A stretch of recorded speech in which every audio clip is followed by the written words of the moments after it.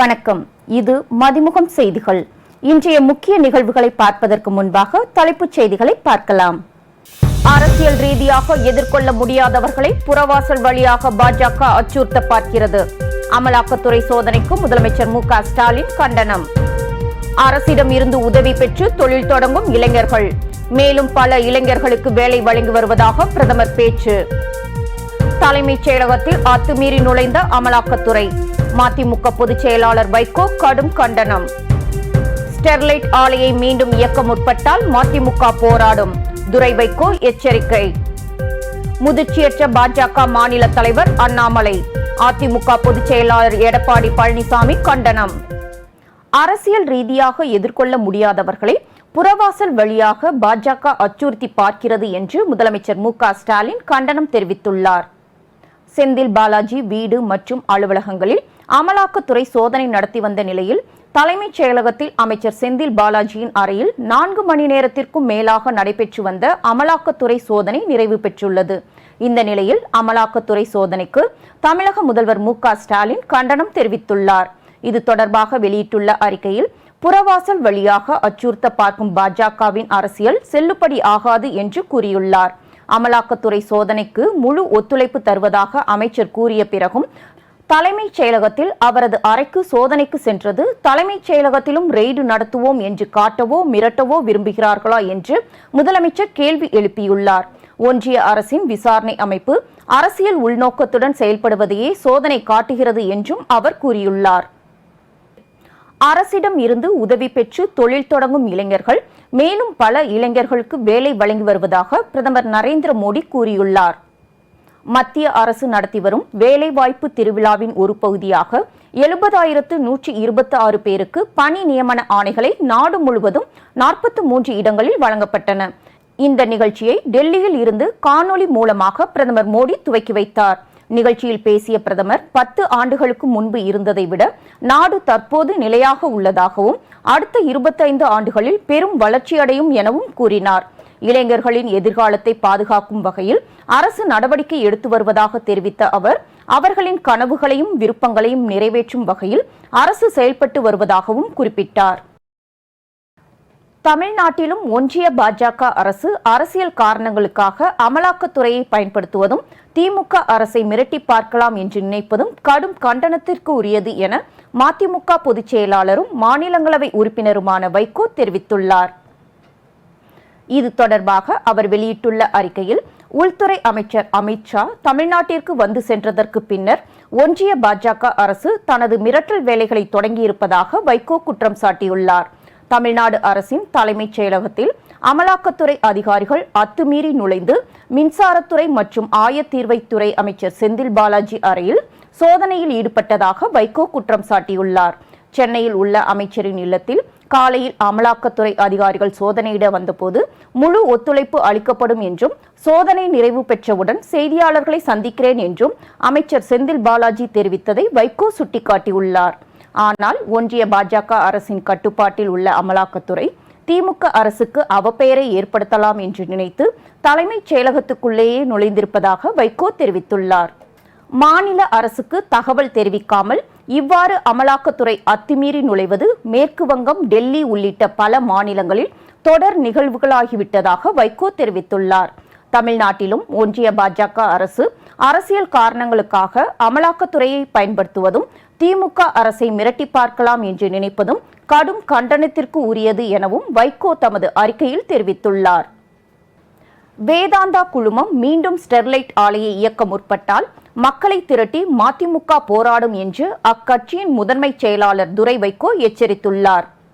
இதுகுறித்து அக்கட்சியின் முதன்மை செயலாளர் துரை வைகோ வெளியிட்டுள்ள அறிக்கையில், தூத்துக்குடியில் இயங்கி வந்த ஸ்டெர்லைட் நச்சு ஆலை தொடர்ந்து விதிமீறல் நடவடிக்கைகளில் ஈடுபட்டதன் காரணமாக கடந்த 2018ஆம் ஆண்டு தமிழ்நாடு அரசு அந்த ஆலையை நிரந்தரமாக மூட ஆணையிட்டதை சுட்டிக்காட்டியுள்ளார்.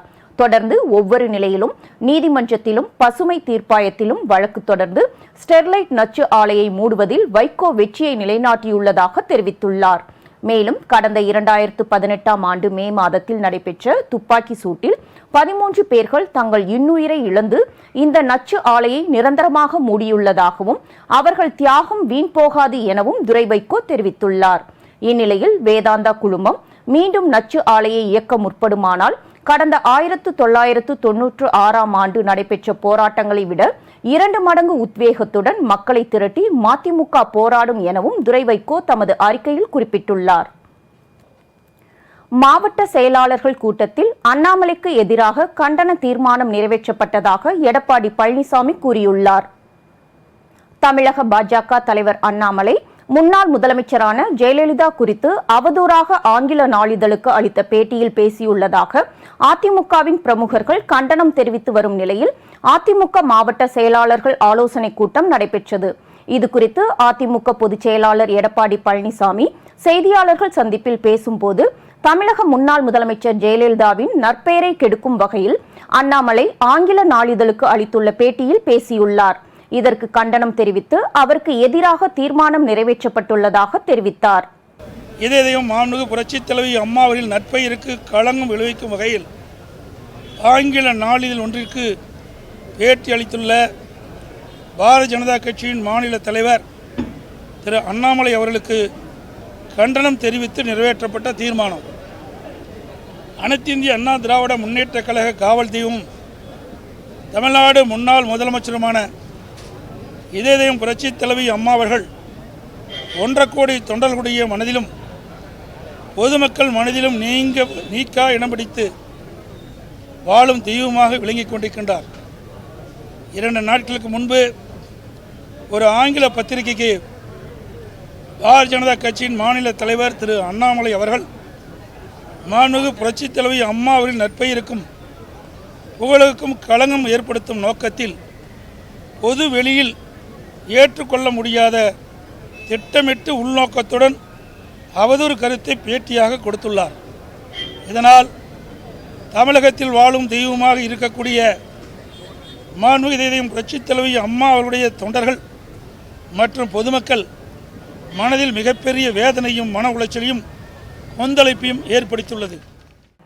அரசியல் அனுபவம் முதிர்ச்சி இல்லாத அண்ணாமலை ஜெயலலிதாவின் பெயருக்கு களங்கம் விளைவிக்கும் வகையில் அவதூறாக பேசியதற்கு கண்டனம் தெரிவிப்பதாக எடப்பாடி பழனிசாமி கூறினார்.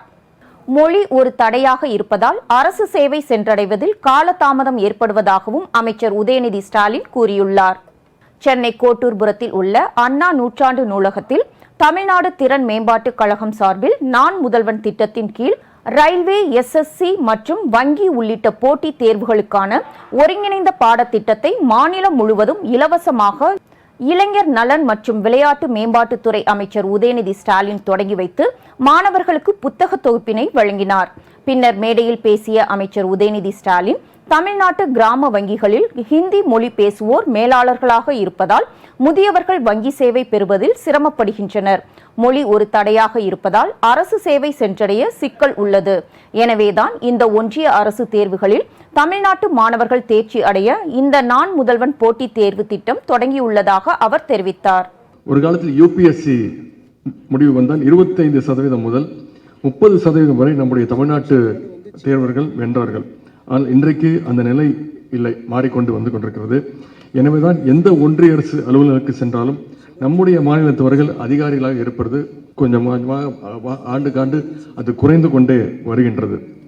பல குக்கிராமங்களில் உள்ள பொதுத்துறை வங்கிகளில் ஹிந்தி உள்ளிட்ட வேறு மொழி பேசுகிறவர்களே அதிகாரிகள் மேலாளர்களாக இருக்கின்றார்கள், மேனேஜர்ஸ்களாக.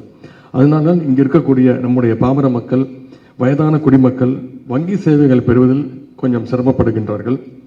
மொழி ஒரு தடையாக இருப்பதால் அரசு சேவை சென்றடைவதில் ஒரு தொய்வு ஏற்பட வாய்ப்புள்ளது. எனவே ஒன்றிய அரசு தேர்வுகளில் தமிழ்நாட்டு மாணவர்களும் அதிக அளவில் பங்கேற்று வெற்றி பெற வேண்டும் என்ற உயரிய நோக்கத்தோடு தான் இந்த நான் முதல்வன் போட்டித் தேர்வுகள் பிரிவை நான் கடந்த மார்ச் மாதம் 7ஆம் தேதி தொடங்கி வைத்தேன். தமிழகத்தில் அரசு மருத்துவர்களுக்கு பணிச்சுமையால் மன அழுத்தம் சார்ந்த எந்த பிரச்சனையும் இல்லை என்று மருத்துவம் மற்றும் மக்கள் நல்வாழ்வுத்துறை அமைச்சர் மா சுப்பிரமணியம் தெரிவித்துள்ளார். அமைச்சர் மா சுப்பிரமணியம் சென்னையில் செய்தியாளர்களை சந்தித்தார். அப்போது அவரிடம் மருத்துவர்களின் பணிச்சுமை காரணமாக மன அழுத்தத்தினால் அவர்களுக்கு மாரடைப்பு ஏற்படுவது அதிகரித்து வருவதாக வந்த செய்திகள் குறித்து பத்திரிகையாளர்கள் கேள்வி எழுப்பினர். இது குறித்து பதிலளித்த அவர், மாரடைப்பை பொறுத்தவரை அனைத்து தரப்பினருக்கும் வயதினருக்கும் வந்து கொண்டிருக்கிறது. எனவே தேவையில்லாத பீதியை கிளப்ப வேண்டாம். இங்குள்ள மருத்துவர்களுக்கு பணிச்சுமையால் எந்தவித மன அழுத்த பிரச்சனையும் இல்லை என அமைச்சர் தெரிவித்தார். தேவையற்ற ஒரு பீதியை கிளப்பிவிட வேண்டாம் என்று கருதுகிறேன். என்னென்னா, மாரடைப்பு என்பது இப்போ எல்லாருக்குமே நிறைய வந்தன்னு இருக்குது. அதில் இன்னாருக்கு இந்த கூடுதல் மன அழுத்தம் அந்த மாதிரி எதுவுமே இல்லை. நீங்கள் எந்த மருத்துவரை வேணாலும் பத்திரிகையாளர்களே போய் ஆய்வு நடத்திக்கலாம். எனவே ஒரு பதட்ட சூழ்நிலையை பத்திரிகையாளர்கள் உருவாக்குவது, அதுவும் இந்த துறையில் உருவாக்குவதை அன்பு கூர்ந்து தவிர்த்து கொள்ள வேண்டும் என்று கேட்டுக்கொள்கிறோம். NEXT தேர்வு முறையினை கைவிட வேண்டும் என வலியுறுத்தி பிரதமருக்கு முதல்வர் மு.க. ஸ்டாலின் கடிதம் எழுதியுள்ளார். இளங்கலை மருத்துவ மாணவர்களுக்கான ஒருங்கிணைந்த தேசிய அளவிலான தேர்வாகவும் முதுகலை மாணவர் சேர்க்கைக்கான நுழைவுத் தேர்வாகவும் ஒன்றிய அரசு கொண்டுவர உத்தேசித்துள்ள NEXT என்ற தேசிய மருத்துவ தகுதி தேர்வுக்கு எதிர்ப்பு தெரிவித்து தமிழக முதல்வர் மு.க. ஸ்டாலின் பிரதமர் நரேந்திர மோடிக்கு கடிதம் எழுதியுள்ளார். மருத்துவ மாணவர் சேர்க்கையில் நீட் தேர்வு ஏற்கனவே மோசமான பாதிப்பினை ஏற்படுத்தியுள்ள நிலையில் NEXT தேர்வை அறிமுகப்படுத்துவது கிராமப்புற மற்றும் சமூக ரீதியாக பின்தங்கிய மாணவர்களுக்கும் மாநில அரசின் கீழ் இயங்கும் மருத்துவ கல்வி நிறுவனங்களுக்கும் பெரிய பாதிப்பினை ஏற்படுத்தும். எனவே NEXT தேர்வு முறையினை கைவிட வேண்டும் என்றும் தற்போதுள்ள முறையே தொடர வேண்டும் என்றும் முதல்வர் தனது கடிதத்தில் வலியுறுத்தியுள்ளார் என்று கடிதத்தில் தெரிவிக்கப்பட்டுள்ளது. ஜம்மு காஷ்மீர் மாநிலத்தின் டோடோ என்ற பகுதியில் சக்தி வாய்ந்த நிலநடுக்கம் ஏற்பட்டுள்ளது. தெற்கு கிறிஸ்துவாரில் இருந்து 30 கிலோமீட்டர் தொலைவில் உள்ள டோடோ பகுதியில் பிற்பகல் 1:33 மணிக்கு நிலநடுக்கம் ஏற்பட்டுள்ளது. இது ரிக்டர் அளவுகோலில் 5.3 பதிவாகியுள்ளது. மேலும் காஷ்மீரில் சக்தி வாய்ந்த நிலநடுக்கத்தை தொடர்ந்து டெல்லி மற்றும் வட மாநிலங்களில் லேசான நில அதிர்வு உணரப்பட்டுள்ளது. பிரதமர் மோடியின் அமெரிக்க பயணத்தையொட்டி வெள்ளை மாளிகையில் அவரை வரவேற்பதற்கான ஏற்பாடுகள் நடைபெற்று வருகின்றன. அமெரிக்க ஜனாதிபதி ஜோ பைடன் மற்றும் முதல் பெண்மணி ஜில் பைடன் ஆகியோரின் அழைப்பை ஏற்று பிரதமர் நரேந்திர மோடி ஜூன் 21 முதல் 24 வரை அமெரிக்கா சுற்றுப்பயணம் மேற்கொள்கிறார். பிரதமர் நரேந்திர மோடியின் அமெரிக்க பயணத்தின் போது வெளிநாடு வாழ் இந்தியர்கள் மத்தியில் உரையாற்றுவதுடன் அமெரிக்காவின் முன்னணி நிறுவனங்களின் தலைமைச் செயல் அதிகாரிகளையும் அவர் சந்திக்கிறார். இது குறித்து அமெரிக்காவின் தேசிய பாதுகாப்பு ஒருங்கிணைப்பாளர் ஜான் கிர்பி கூறுகையில், இந்தியாவுடன் பாதுகாப்பு ஒப்பந்தங்கள் மற்றும் குவாட் ஒத்துழைப்பில் அடுத்த கட்டத்தை எட்ட அமெரிக்கா ஆர்வமாக உள்ளது.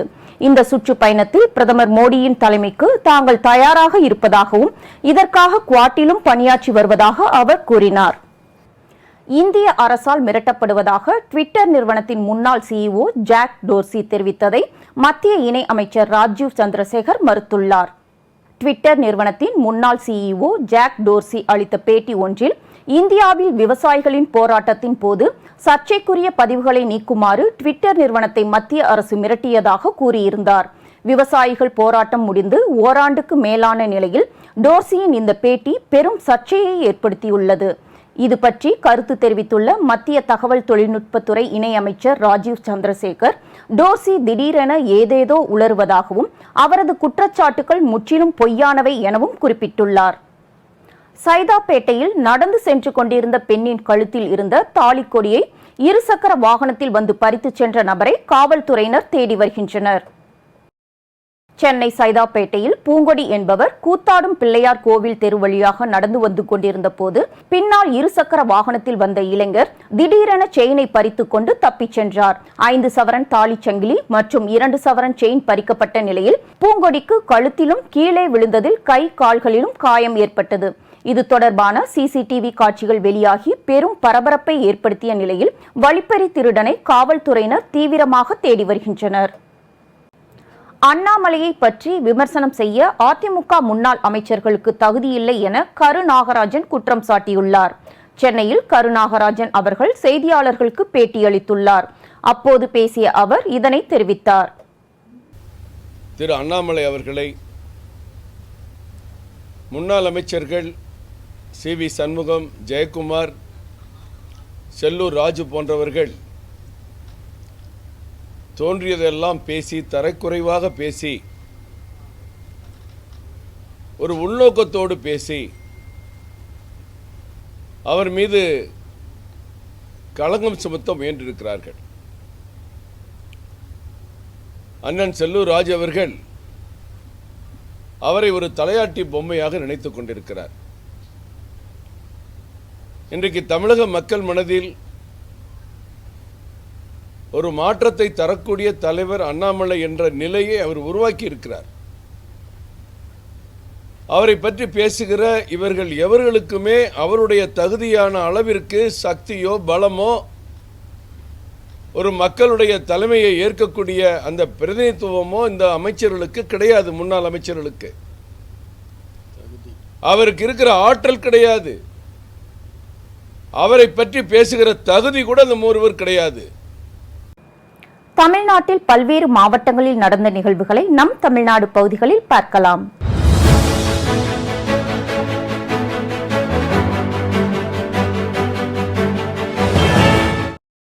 திருச்சி சென்னை தேசிய நெடுஞ்சாலையில் மதுராந்தகத்தில் இருந்து சென்று கொண்டிருந்த மினி லாரி வாகனம் மீது தனியார் சொகுசு பேருந்து மோதியதில் மினி லாரி ஓட்டுநர் உடல் நசுங்கி சம்பவ இடத்திலேயே உயிரிழந்தார். இதனைத் தொடர்ந்து மற்றொரு தேசிய நெடுஞ்சாலையில் புக்கத்துறை என்னும் இடத்தில் இருசக்கர வாகனம் மீது லாரி மோதிய விபத்தில் கணவன் மனைவி இருவர் சம்பவ இடத்திலேயே பலியாகினர். தகவல் அறிந்து வந்த காவல்துறையினர் இறந்தவர்களின் உடலை மீட்டு பிரேத பரிசோதனைக்காக அரசு மருத்துவமனைக்கு அனுப்பி வைத்தனர். தொடர்ந்து இருவேறு தேசிய நெடுஞ்சாலையில் சாலை விபத்தில் 3 பேர் பலியான சம்பவம் குறித்து காவல்துறையினர் வழக்கு பதிவு செய்து விசாரணை மேற்கொண்டு வருகின்றனர்.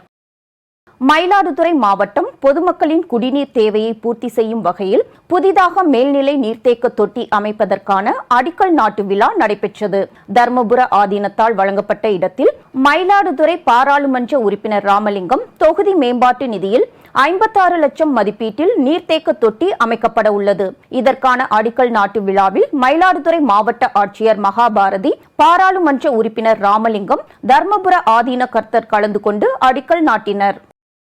வேலூர் மாவட்டம் சத்துவாச்சாரி பகுதியில் வந்து கொண்டிருந்த கார் திடீரென்று தீப்பிடித்ததால் காரின் உரிமையாளர் தருண்குமார் காரை விட்டு கீழே இறங்கிய நிலையில் கார் முழுமையாக தீயில் எரிந்து நாசமானது.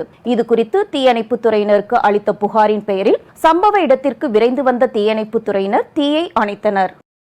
திருப்பத்தூர் மாவட்டம் கௌதமப்பேட்டை அருகே உள்ள மஞ்சள் குடோனில் வைக்கப்பட்டுள்ள மின்னணு வாக்குப்பதிவு இயந்திரங்களை மாவட்ட ஆட்சியர் பாஸ்கர பாண்டியன் மற்றும் அங்கீகரிக்கப்பட்ட அரசியல் கட்சி பிரமுகர்கள் ஆய்வு மேற்கொண்டனர்.